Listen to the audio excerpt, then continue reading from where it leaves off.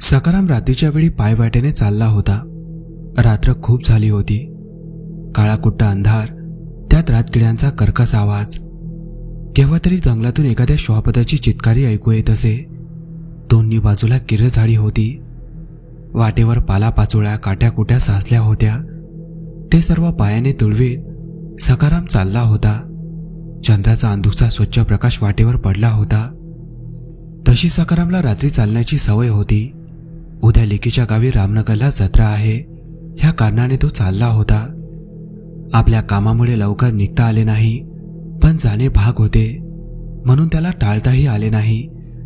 त्याची एकुलती एक मुलगी सुंदरा, हिला पहिलं मूल झालं होतं व त्यातल्या त्यात रामनवमीची जत्रा भरणार होती.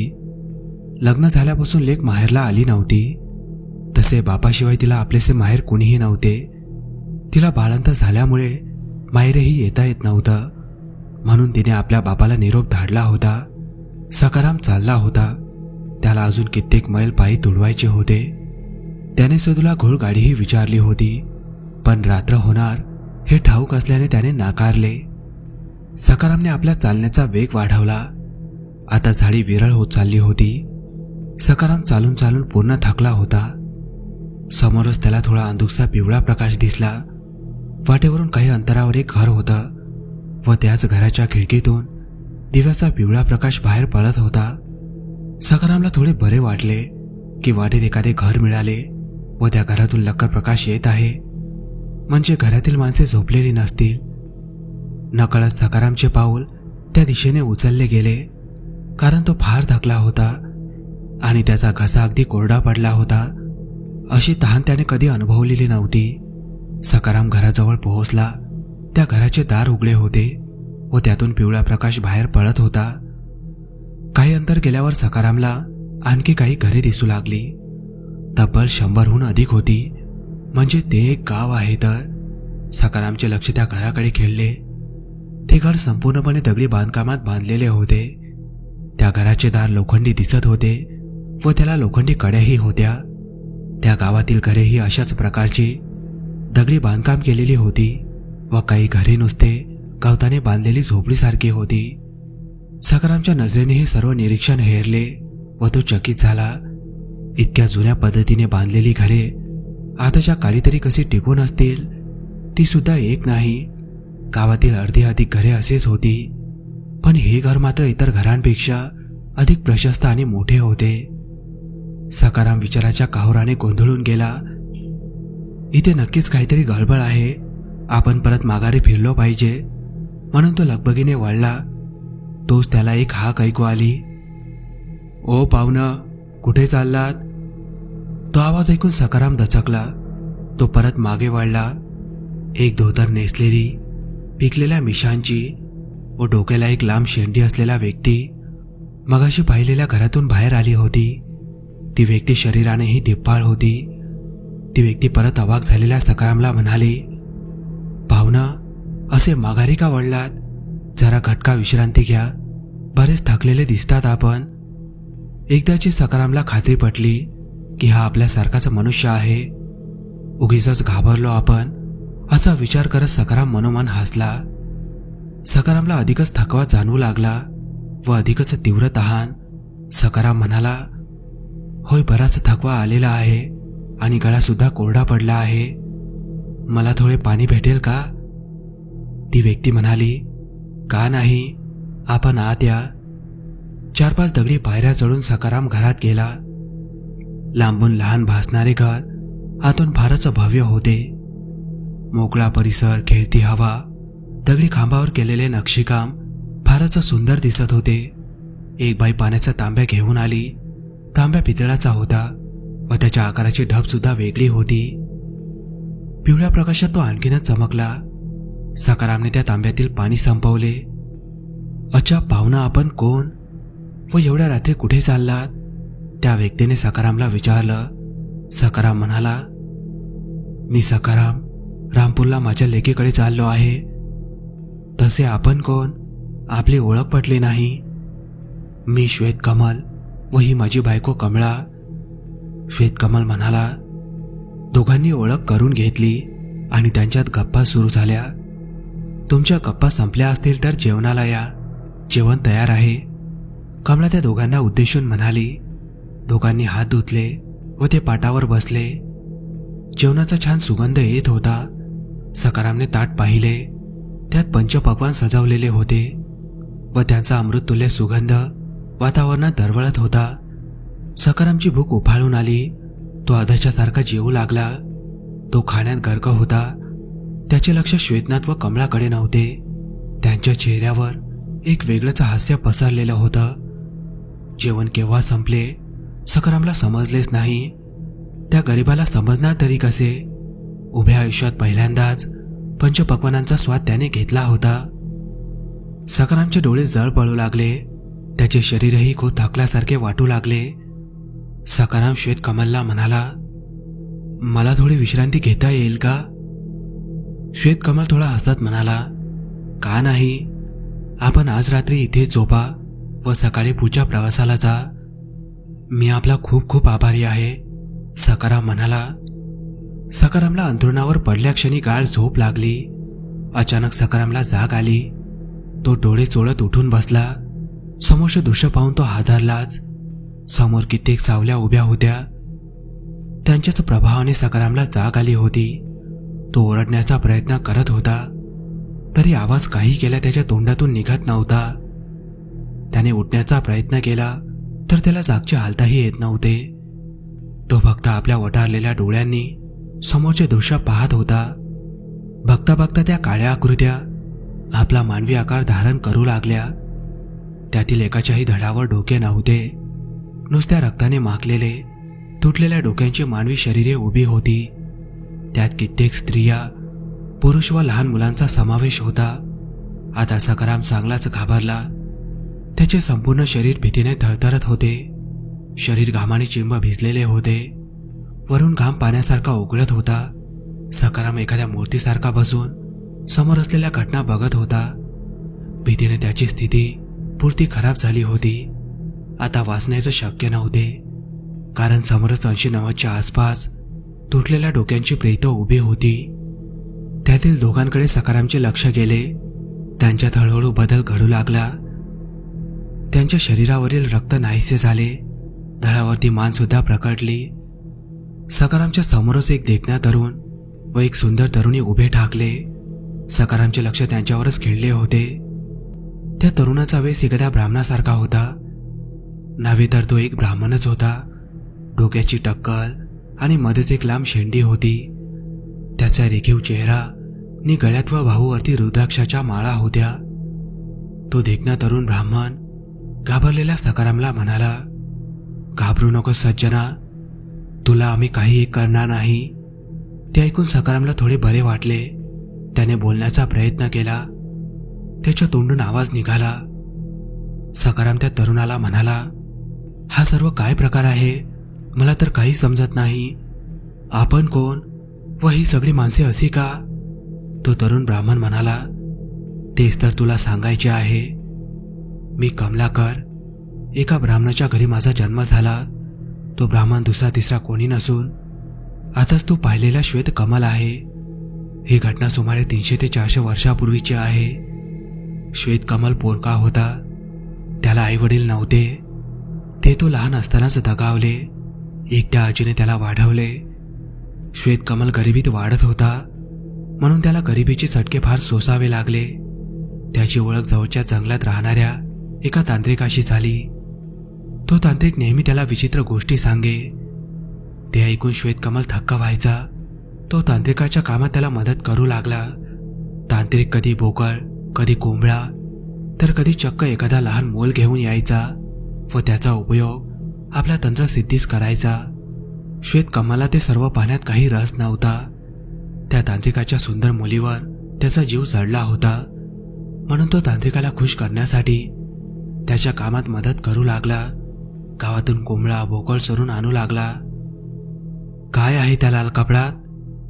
मांत्रिकाने श्वेतकमलला विचारलं. आपणच बघा, म्हणून श्वेतकमलने आपला हात पुढे केला. तांत्रिकाने ते कापड सोडले. आता 1-2 महिन्याचे मूल होते. मांत्रिक अगदी खुश झाला. अगदी वेळेवर आणलेस असे म्हणत तो एका मोठ्या दगडापाशी गेला. त्याने डोळे मिटले व काहीतरी मंत्र म्हटले. तो मोठा दगड आपोआप सरकला. मांत्रिकाने श्वेतकमलला तिथेच थांबण्यास सांगितले व तो आणि त्याची मुलगी असे दोघेही गुहेत शिरले. थोड्याच वेळात ते बाहेर आले. मांत्रिकाचे कपडे रक्ताने माखलेले होते. श्वेतकमलला कळायला वेळ लागला नाही की त्याने त्या लहान बाळाचा जीव घेतला आहे. मांत्रिक खुश होता. चेहऱ्यावर हास्य पसरलेले होते. तो श्वेतकमल जवळ आला. मी आज फार खुश आहे. तुझी कोणतीही इच्छा मी पूर्ण करीन. तू फक्त सांग. श्वेतकमल हसला. बहुतेक ह्याच्या क्षणाची तो कित्येक दिवसांपासून वाट पाहत होता. तो म्हणाला, तुम्हाला द्यायचेच असेल तर मला अमर होण्याची विद्या द्या. मला अमर करा. तांत्रिकाचा तोल गेला व तो अत्यंत रागात तांत्रिक श्वेतकमलवर ओरडला. अरे मूर्खा, काय मागतोस तू? आजपर्यंत ह्या पृथ्वीवर जन्मलेल्या कोणत्याही सजीवाला ते शक्य झाले नाही. श्वेतकमलही तावातावाने म्हणाला, आपण मला शब्द दिला आहे. तुम्हाला माझी इच्छा पूर्ण करावीच लागेल. अमर होण्याची इच्छा तुझ्यासारख्या तुच्छ मनुष्याची पूर्ण करणे माझ्या हातात नाही. पण मी तुला सांगेन, त्याप्रमाणे वागलास तर तू अमर होऊ शकतोस. श्वेतकमल थोडा नाराज झाला. पण मला तुमच्या तंत्रमंत्रातले काही एक समजत नाही. त्यावर तांत्रिक म्हणाला, मी आता म्हातारा होत चाललो आहे. त्यात मी एका गावातून हाकलून दिलेला तांत्रिक आहे. माझ्या मुलीचे लग्न होणे अशक्य आहे.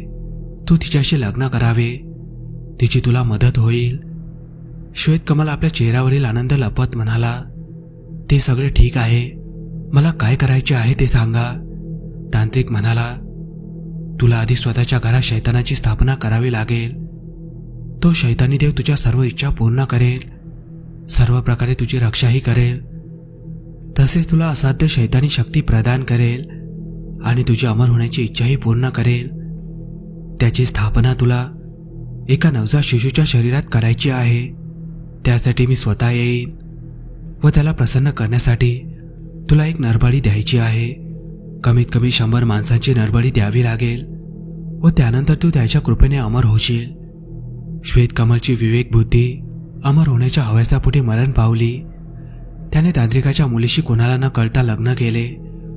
त्याची आजीही मरण पावली होती आणि त्याला रोखणारे समजावणारेही कोणी नव्हते. श्वेतकमलला पहिलीच 2 जुळी मुले झाली. श्वेतकमलने त्यातल्याच एका नवजात बाळाचा प्राण घेऊन त्याने शैतानी देवताची स्थापना केली व त्याला गावातील बाया, माणसे व लहान मुलांचा तो बळी देऊ लागला. ह्या प्रकारे लोणारसारख्या संपन्न गावात एका शैतानाचा जन्म झाला. श्वेतकमलकडे श्रीमंती आली, धन दौलत आली. त्याला आपल्या शैतानी शक्तीचे अस्तित्व जाणवू लागले. श्वेतकमल त्या शक्तींचा उपयोग माणसांचा बळी देण्यासाठी करू लागला. कोणत्याही माणसाला तो त्याला हवे तसे संमोहित करू लागला व त्याच्या जाळ्यात अडकलेल्या माणसांचा तो बळी देऊ लागला. एकामागून एक असे गावातील बाया, माणसं व मुले बेपत्ता होऊ लागली. गावात एक प्रकारची दहशत निर्माण झाली. लोक रात्री अपरात्री घराबाहेर पडण्यास धजावू लागले. दिवसाही एकट्या दुकट्याने फिरण्यास सुद्धा घाबरू लागले. गावातील शांती भंग झाली होती. भीतीचे वातावरण संपूर्ण गावात निर्माण झाले होते. अशात कोणाला काही सुचत नव्हतं. काही माणसांनी आश्रमातील साधूला बोलावण्याचा विचार केला. ते साधू आपले आश्रम चालवित असत, जिथे मोठमोठ्या राजाची मुले व सामान्य घरातील मुले शिक्षा ग्रहण करण्यासाठी येत असत. गावातील माणसांनी आश्रमातील साधूला बोलावले. त्या साधूने आपली सर्व शक्ती पणाला लावली, पण तो काहीच करू शकला नाही. त्याने फक्त लोकांना एवढंच सांगितलं, हा सर्व शैतानी शक्तींचा खेळ आहे. आपण सर्व संध्याकाळनंतर घरातून बाहेर निघणे टाळा व दिवसाही गावाच्या विशीबाहेर जाणे टाळा. गावातील माणसांचा आता विश्वास बळावला होता की गावातीलच कोणीतरी हे सर्व करत आहे. म्हणून लोकांनी गावातच सर्वत्र शोध सुरू केला, पण त्यांच्या हाती काही लागलं नाही. असल्या संकटात अचानक आलेली श्रीमंती व श्वेतकमलच्या घरातील सुख शांती बघून लोकांचा श्वेतकमलवरील संशय बळावला. पण श्वेतकमल ब्राह्मण असल्याकारणाने लोकांचा त्याच्यावर एक प्रकारचा विश्वास होता की श्वेतकमलच्या ह्या घडणाऱ्या घटनेत काहीच हात नाही. दिवस सरू लागले. श्वेतकमलला आपली शिकार मिळवणे फारच कठीण झाले. लोक रात्री घरात बंद व दिवसा विशी बाहेरही फिरकत नव्हते. रात्री श्वेतकमल अधिक शक्तिशाली व्हायचा, पण त्या शैतानी शक्ती असूनही तो हतबलच होता. श्वेतकमल अगदी रागाने लालबुंद झाला होता. तो जाऊन त्या मांत्रिकाकडे उभा ठाकला. तांत्रिक आपली तंत्रक्रिया करण्यात व्यस्त होता. काय झाले तुझ्या शैतानी देवाला? कित्येक बळी देऊनही तो काहीच फळ देत नाही. आपण मला फसवले. जर काही गोष्ट गावाला माहिती पडली तर ते मला जिवंत सोडणार नाही, श्वेतकमल तांत्रिकाला म्हणाला. तांत्रिक आपल्या जागेवरून उठला. तो श्वेतकमलला म्हणाला, मी उगाच तुला हा प्रकार करायला सांगितला नाही मूर्खा. माझी मुलगी सुद्धा तुझ्या सोबत आहे. मी कसं काय तिला तुझ्याबरोबर संकटात ढकलू शकतो? श्वेतकमल आता शांत झाला होता. तो खाली मान घालून उभा होता. तो खालच्या सुरात म्हणाला, हे सगळं तर ठीक आहे, पण तो तुमचा देव, तो शैतान. श्वेतकमलची व्यथा बहुतेक तांत्रिकाला समजली असावी, म्हणून त्याचे बोलणे मध्येच तोडत तांत्रिक म्हणाला, बहुतेक तुझ्या साधनेत काहीतरी कमतरता असेल, किंवा तो शैतानी दैवत तुझ्यावर प्रसन्न झाला नसेल. त्याला प्रसन्न कर. ते कसं? तांत्रिकाचा चेहरा थोडा गंभीर झाला होता. तो म्हणाला, एका नवविवाहित जोडप्यांचा बळी देऊन. ते अशक्य आहे, कारण मला आता सावजच मिळणे कठीण झाले आहे. अशात मी नवविवाहित जोडपे कुठे शोधू? श्वेतकमल म्हणाला, मूर्ख आहेस तू. तुझ्याच घरात तुझा तरुण मुलगा आहे. श्वेतकमल ओरडलाच, नाही, हे फार अवघड आहे. ते अशक्य आहे. आधीच मी एक मूल जन्मताच गमावले. आता तुम्ही मला दुसऱ्या तरुण मुलाचा बळी द्यायला सांगता? तांत्रिकाने श्वेतकमलच्या खांद्यावर हात ठेवला. तो त्याला म्हणाला, विचार कर. तू व तुझी बायको सदा सर्व काळासाठी अमर होणार.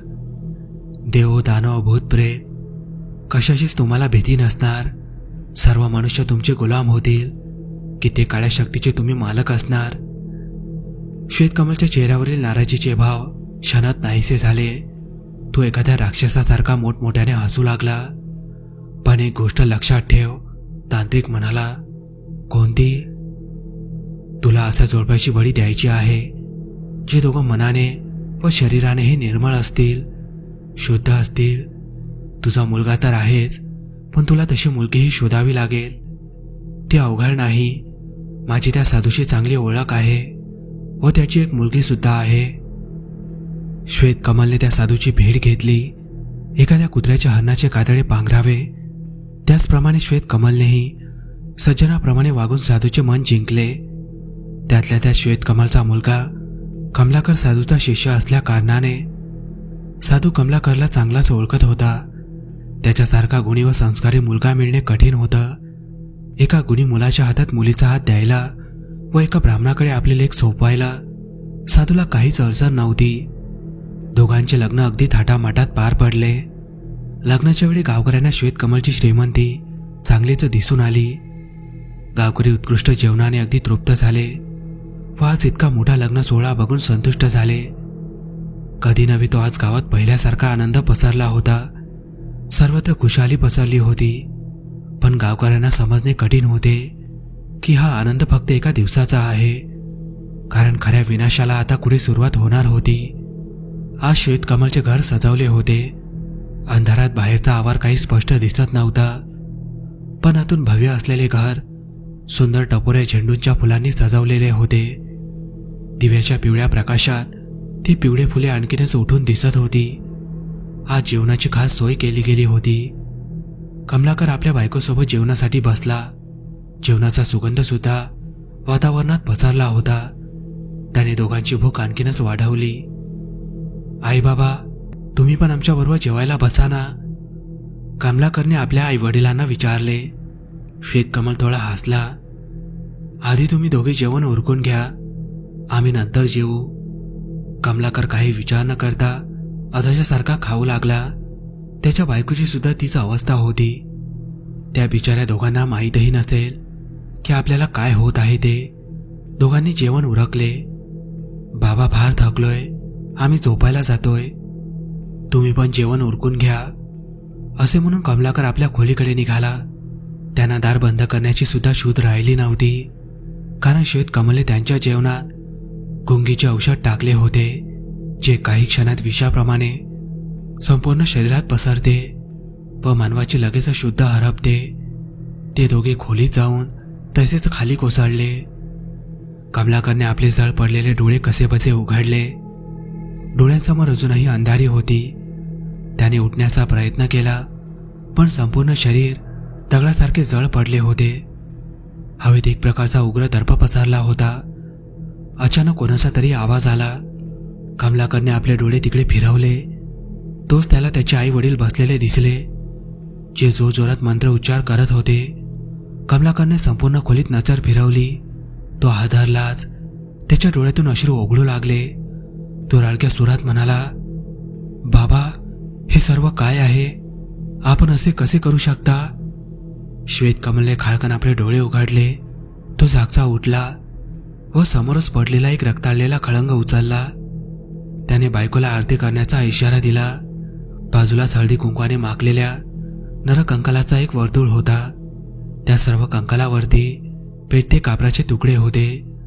कमलाने मधोमध ठेवलेली मानवी कवटी उचलली व त्या पेटत्या कंकालाने ती शैतानाला ओवाळू लागला. 20 वर्षे वाट पाहावी लागली ह्या क्षणाची. श्वेत कमल एक मोठे हास्य करत म्हणाला.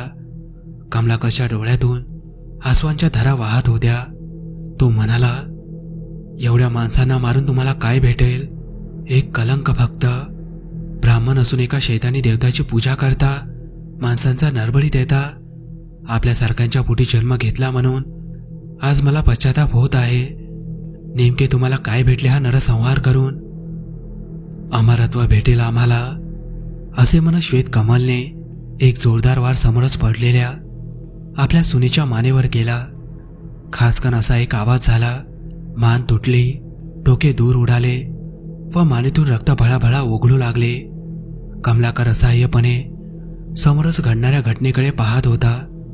श्वेत कमलने परत एकदा खळंग हवेत फिरवले. कमलाकरने एका भयानक मृत्यूच्या कल्पनेने डोळे बंद केले. एक जोरदार वार मानेवर झाला. एक असह्य वेदना उठली व क्षणात विलोप पावली. समोर तळफळणाऱ्या आपल्याच मुलाच्या शरीराकडे डोळे फाडून दोघे बघत राहिले. आपण सांगितल्याप्रमाणे मी माझ्या मुलाचा बळी दिला, तरी मला अमरत्व प्राप्त झाले नाही. तांत्रिकाने थोडा विचार केला. तो म्हणाला, तुझे अजूनपर्यंत 100 बळी पूर्ण झाले नाही. तुला 100 बळी पूर्ण करावे लागतील. त्यानंतर तो शैतान तुला तुझ्या कृत्याचे फळ देईल. गावात आणखीनच आतंक माजला. श्वेतकमल फारच शक्तिशाली झाला होता. आता गावकऱ्यांच्या घराबाहेरही निघणे कठीण झाले होते. ते लगेच श्वेतकमलच्या भ्रमात मायाजाला दळकत. गावकरी फारच त्रासले होते. त्यांनी परत साधूकडे धाव घेतली. गावात फारच गोंधळ माजलाय. दिवसासुद्धा गावकरी बेपत्ता होतात. आमच्या घरातून निघणे सुद्धा कठीण झाले आहे. आपण आता काहीतरी मार्ग काढा, गावकरी साधूला म्हणाले. साधू थोडा विचार करत म्हणाला, ही समस्या फारच कठीण दिसते. ही समस्या मला सोडवणे कठीण आहे. तरीही तुम्हाला मदत करणे माझे कर्तव्य आहे. मला फक्त 2 दिवसांचा कालावधी द्या. माझे गुरुजीच या समस्यांचे मूळ शोधू शकतात. तोपर्यंत आपण फारच सतर्क राहा. गावकरी निराशेने मागे फिरले. साधूने लगेच आपल्या गुरुजींकडे प्रस्थान करायचे ठरवले. त्यांना जायला व यायला 2 दिवस व 2 रात्रीचा कालावधी लागणार होता. त्यांनी आपल्या घोड्यावर मान ठोकली. दुसऱ्या दिवशी ते एका मोठ्या नगरात येऊन पोहोचले. त्याच नगरात त्याच्या गुरुचे आश्रम होते. प्रणाम गुरुजी. गुरुजींच्या पायावर मस्तक ठेवून साधू म्हणाले. गुरुजी हसत म्हणाले, अरे गंधर्व, कसे येणे केलेस? ये, बस, थोडी विश्रांती घे. गुरुजी, फार मोठी समस्या आहे. माझ्या गावातील माणसे अचानक बेपत्ता होत आहेत. त्याचे कारण मी आपणाकडून जाणून घेण्यासाठी आलो आहे. आपण भूत, भविष्य, वर्तमान पाहू शकता. कृपया मला मदत करा गुरुजी. साधू म्हणाले. ठीक आहे, असे म्हणत गुरुजी कुटीत शिरले. त्यांनी त्या गावात नेमके काय घडत आहे हे पाहण्यासाठी त्या गावाचा भूतकाळ पाहण्यास सुरुवात केली. कितीतरी वेळ गेला. गुरुजी ध्यानातच होते. काही वेळातच साधूला गुरुजींचे बोलावणे आले. गुरुजींचा चेहरा गंभीर दिसत होता. साधूने विचारले, काय झाले गुरुजी? आपणाला काही उलगडले का? गंधर्व, तुझ्या गावातील ब्राह्मण व त्याची बायको हे सगळे करत आहे. ज्याला तू आपली मुलगी देऊन फार मोठी चूक केली आहेस. कारण त्यांनी तुझ्या मुलीचा व त्याच्या मुलाचा केव्हाचा बळी चढवला आहे. हे सगळे ऐकून साधू एकदम हादरला. आपल्या एकुलत्या एक मुलीचा त्यांनी बळी दिला. हे सर्व ऐकून साधू रागाने लालबुंद झाला होता. तो रागाच्या भरात उठला. गुरुजी, मी त्या शैतानाला नाही सोडणार. माझ्या तपाने मी त्याला कायमचे नष्ट करणार. ते शक्य नाही गंधर्व, कारण त्या ब्राह्मणाचे रक्षण स्वतः तो शैतान करतो. त्या वाईट शक्तींपुढे तू काय, मी पण काही करू शकत नाही. मग काही मार्ग नाही का गुरुजी? साधू म्हणाला, तुला आता जे काही करायचे ते विचारपूर्वक करायचे आहे. गुरुजी म्हणाले, ठीक आहे. असे म्हणत साधूने गुरुजींचा आशीर्वाद घेतला व लगेचच साधूने गावाकडे प्रस्थान केले. दुसऱ्या दिवशी साधू गावात परतला. त्याने सगळ्या गावातील लोकांना जमावले व त्यांना श्वेतकमलची सगळी हकीकत सांगितली. प्रत्येक गावकरी सुळाने पेटून उठला होता. त्यांच्या डोळ्यातून अंगारे बरसत होते. त्यातल्या प्रत्येकानेच आपल्या जवळची व्यक्ती गमावली होती. कोणाची बायको, मुले, पण ते सर्व काहीच करू शकत नव्हते, कारण तो शैतान फारच शक्तिशाली बनला होता. काय करायचे महाराज? त्याला जिवंत सोडता कामा नये. आमच्या बायको मुलांची त्याने क्रूरपणे हत्या केली आहे. त्यावर साधू म्हणाले, माझ्या एकुलत्या एक मुलीची त्याने हत्या केली आहे. पण मी सुद्धा त्याचे काहीच करू शकत नाही, कारण तो फारच शक्तिशाली आहे. परंतु काहीतरी मार्ग असेल. गावकरी म्हणाले, आपण रात्री त्याचे काही बिघडवू शकत नाही. तो रात्री फारच शक्तिशाली होतो. सकाळी जेव्हा तो शैतानाची पूजा करतो तेव्हाच आपण काहीतरी करू शकतो. काय करायचे आपण? गावकरी म्हणाले, त्याला फारच भयानक मृत्यू आला पाहिजे. त्याच्या घरात शिरून त्याची मुंडकी उडवूया. नाही, ते शक्य नाही. साधू म्हणाले, त्याचे घर पेटवूया. होय, त्याचे घर पेटवूया. दुसऱ्या दिवशी सकाळी सर्वत्र धुके पसरले होते. अजूनपर्यंत सूर्य उगवला नव्हता, परंतु त्याचे तेज आकाशात उजळू पाहत होते. पक्ष्यांचा किलबिलाट सुरू होता. गारवारा अंगाला झोंबत होता. गावकऱ्यांनी आपले पावले झपाझप उचलली होती. ते सर्व श्वेतकमलच्या घराजवळ येऊन पोहोचले होते. घरातून अस्पष्ट असा मंत्र उच्चार त्यांच्या कानावर पडत होता. आपल्यासोबत आणलेले तेल त्यांनी घराच्या चोहोबाजूला शिंपडले. दुसऱ्यांनी मशालीने त्या घराला आग लावली. बघता बघता घर आगीच्या लोंढ्यात सामावू लागले. अचानक घराचे दार उघडले. दारात श्वेतकमल व त्याची बायको कमळा उभी होती. गावकरी आपल्या भेदक नजरेने त्यांच्याकडे बघत होते. श्वेतकमल पायऱ्या उतरून खाली आला. त्याने एक नजर आपल्या पेटत असलेल्या घरावर टाकली व परत ती गावकऱ्यांवर रोखली. तुम्हाला काय वाटते? तुम्ही मला सहजरित्या मारू शकता? नाही, तुम्ही माझ्या केसालाही धक्का लावू शकत नाही. श्वेतकमल ओरडतच सर्व गावकऱ्यांना म्हणाला. त्याने आपले डोळे बंद केले आणि तो काही मंत्र उच्चारू लागला. त्याचबरोबर वातावरणात लगेचच बदल होऊ लागला. वारा जोरात घोंगावू लागला. त्या वाऱ्याबरोबर धूळ व सुकलेली पाने हवेत उडू लागली. विजेचा कळकळाट व ढगांचा गळगळाट सुरू झाला. सर्वत्र अवकाशात काळे ढग जमू लागले. संपूर्ण सृष्टी एका अनामिक भीतीने थरथरू लागली होती. गावकरी भीतीने थरथरू लागले. त्यांची अशी दशा बघून तुकाराम ओरडला, असे घाबरता काय त्या शैतानाला? त्याला आज जिवंत सोडता कामा नये. अरे बघताय काय? त्या शैतानाचे तुकडे करा. असे म्हणत तुकारामने आपल्या हातात असलेली कुऱ्हाड सावरली व वेगाने श्वेतकमलच्या दिशेने धावला. त्याने आपली कुऱ्हाड हवेत उचलली व एक जोरदार वार श्वेतकमलच्या मानेवर करण्यासाठी जोरात फिरवली. तोच त्याच्या पोटात काहीतरी तीक्ष्ण असं काहीतरी घुसलं, जे त्याच्या पाठीतून बाहेर निघाले. मागून तुकाराम बरोबर धावलेले गावकरी जागच्या जागीच थबकले. नकळत त्यांची पावले मागे सरकू लागली. थेंब थेंब करून पाणी जमिनीवर पडू लागलं. बघता बघता जोरदार पाऊस सुरू झाला. रक्ताने माखलेला तो हात धुतला गेला. काळी सळक जाळ बोटे, त्यावर असलेली लांब तीक्ष्ण नखे. त्याने भस्कन हात मागे ओढला. त्याचबरोबर तुकारामची आतडी बाहेर पडली. तुकाराम खाली कोसळला. त्याचे रक्त पाण्याबरोबर वाहू लागले. ते दृश्य अगदी भकास होते. श्वेतकमलच्या समोरच एक काळा कुठ्ठ, धिप्पाळ व केसाळ प्राणी उभा होता, जो उंचीनेही जास्त होता.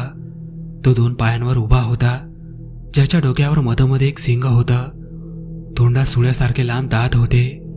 त्यातले बहुतेक तोंडाबाहेर आलेले होते. लाल भडक डोळ्यांची एक शैतानी आकृती उभी होती. समोरचे सर्व दृश्य बघून गावकऱ्यांची बोबडीच वळली.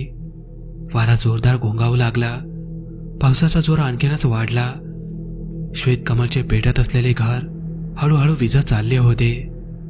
बघतोयस काय शैतानाच्या पिल्ला, फाडून टाक एका एकाला. श्वेतकमल रागाच्या भरात ओरडला. त्यासारखी ती शैतानी आकृती गावकऱ्यांवर धावली. सर्वत्र एकच गोंधळ माजला. जो तो आपला जीव मुठीत घेऊन तिथून पळू लागला. कित्येक जण त्या शैतानाच्या हाती लागले. त्यांनी त्यांना फाडून टाकलं.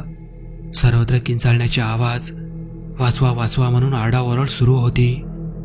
अगदी दयनीयपणे ओरडण्याचा आवाज वातावरणात घुमत होता. साधूची नजर समोर गेली. श्वेतकमल अगदी त्याच्या तोंडाजवळ येऊन उभा होता.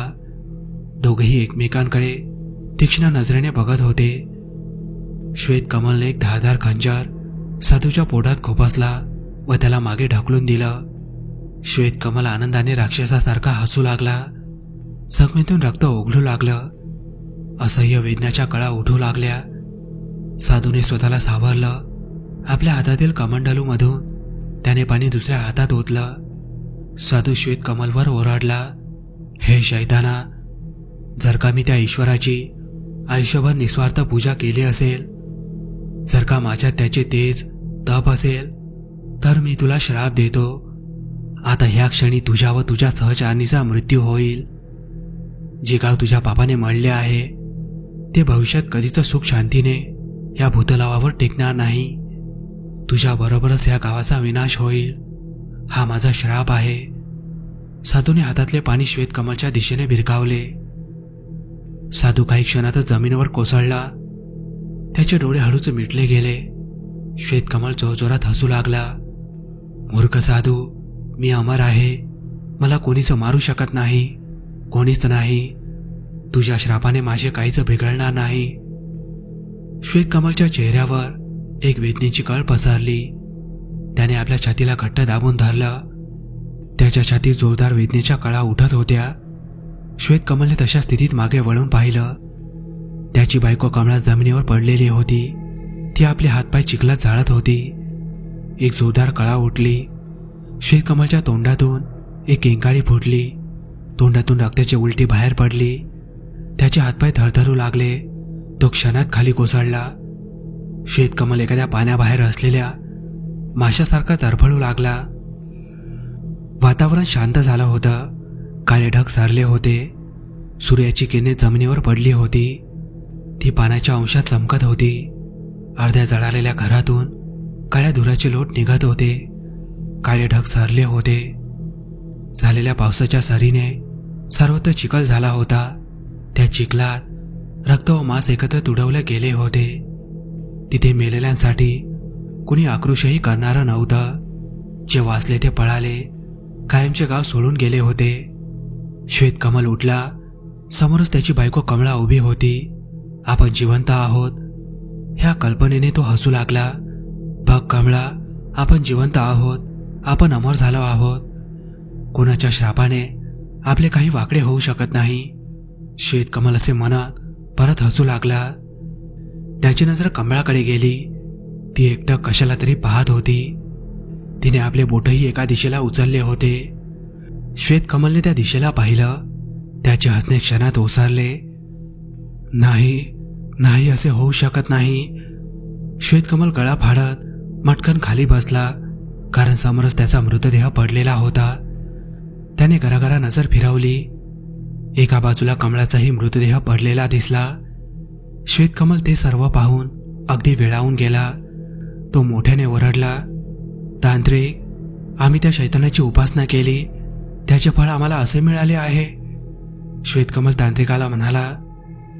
तांत्रिक अचंबितपणे त्या दोघांच्या आत्म्याकडे पाहतच राहिला. तांत्रिक त्यांना म्हणाला, अजून वेळ गेलेली नाही श्वेतकमल. जाऊन तुमच्या शरीराच्या सुरक्षिततेची व्यवस्था कर. त्या शैतानाला 100 बळी देण्याचे प्रण पूर्ण कर. तुला तुझे शरीर पुन्हा प्राप्त होईल व त्याचबरोबर अमरत्वही. त्याचे प्रण आज पूर्ण होणार. तू 100वा आहेस. तो शैतान पुन्हा नवा ताकदीने जिवंत होणार व या पृथ्वी तलावावर हाहाकार माजवणार. तुला आम्ही वेळीच सावध केले आहे. तू लवकरात लवकर इथून पळ. थोड्याच वेळात तो येईल. असे म्हणून तो कमलाकरचा आत्मा नाहीसा झाला. त्याबरोबर सर्व आत्मे नाहीसे झाले. ते सर्व मिळून त्या श्वेतकमलच्या शैतानी शक्तींचा सामना करू शकत नव्हते. बहुतेक त्यांना पुढील संकटाची चाहूल लागली असावी. ते सर्व आत्मे क्षणात नाहीसे झाले. सकारामच्या हातापायाला कंप सुटला होता. श्वेतकमलची हकीकत ऐकून तर तो पुरता हादरला होता. सकाराम थरथरत्या अंगाने आपल्या जागेवरून उठला. त्याने संपूर्ण घरात नजर फिरवली. घराला खूप सारे दारे खिडक्या होत्या. सगळ्याच खिडक्यांना लोखंडी गज होती. सकारामला कोपऱ्यात एक दार किलकिले उघडे असलेले दिसले, ज्यातून पिवळा प्रकाश बाहेर पडत होता.